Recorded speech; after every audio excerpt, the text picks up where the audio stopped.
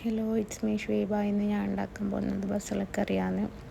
ഞാൻ ഫസ്റ്റ് ബസല നല്ല ഭംഗിയിൽ വാഷാക്കി എന്നിട്ട് നല്ല ചെറിയ ചെറിയ കഷ്ണാക്കിയിട്ട് മുറിച്ച് ഒരു കുക്കർ എടുക്കുക. എന്നിട്ട് അതിലേക്ക് ഈ ചെറിയ ചെറിയ കഷ്ണാക്കിയിട്ട് മുറിച്ച ബസല ഇടുക. എന്നിട്ട് അതിലേക്ക് വാഷാക്കിയിട്ട് വെച്ച ഉണക്ക ചെമ്മീൻ ഇടുക. എന്നിട്ട് അതിലേക്ക് ഒരു 4 ചെറിയ ഉള്ളി ചെറിയ കഷ്ണാക്കിയിട്ട് മുറിച്ചിട്ട് അതിട്ട് കൊടുക്കുക. എന്നിട്ടൊരു തക്കാളി നീളത്തിൽ മുറിച്ചിട്ട് ഇട്ട് കൊടുക്കുക.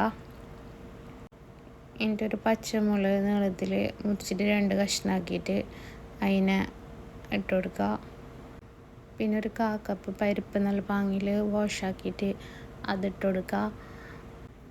എന്നിട്ട് പിന്നെ ഒരു 1/4 ടീസ്പൂണ് മഞ്ഞൾപ്പൊടി, പിന്നെ 1 സ്പൂണ് മുളക് പൊടി നിങ്ങൾക്ക് വേണ്ടെങ്കിൽ ഇടണ്ട, ഓപ്ഷണലാണ്.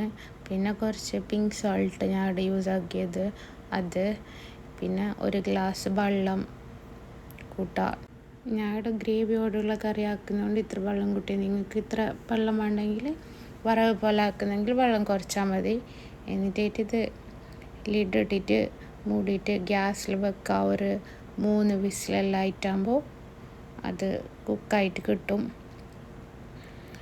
എന്നിട്ട് നമുക്ക് ഇതൊരു സൈഡ് മാറ്റി വെച്ചിട്ട് ഒരു ചെറിയ പാത്രം എടുക്കുക. അതിലേക്ക് തേങ്ങൻ്റെ എണ്ണ കൂട്ടുക. അത് നല്ല പായിൽ ചൂടായിട്ട് അതിൽ നിന്ന് പുക വരുന്ന സമയത്ത് നമുക്ക് അതിലേക്ക് കുറച്ച് 1 സ്പൂണ് കടുകിടുക. കടുകിട്ടിട്ട് അത് നല്ല പായിൽ പൊട്ടിയിട്ടാകുമ്പോൾ അതിലേക്ക് 1 സ്പൂണ് വെളുത്തുള്ളി ചതച്ചതിടുക.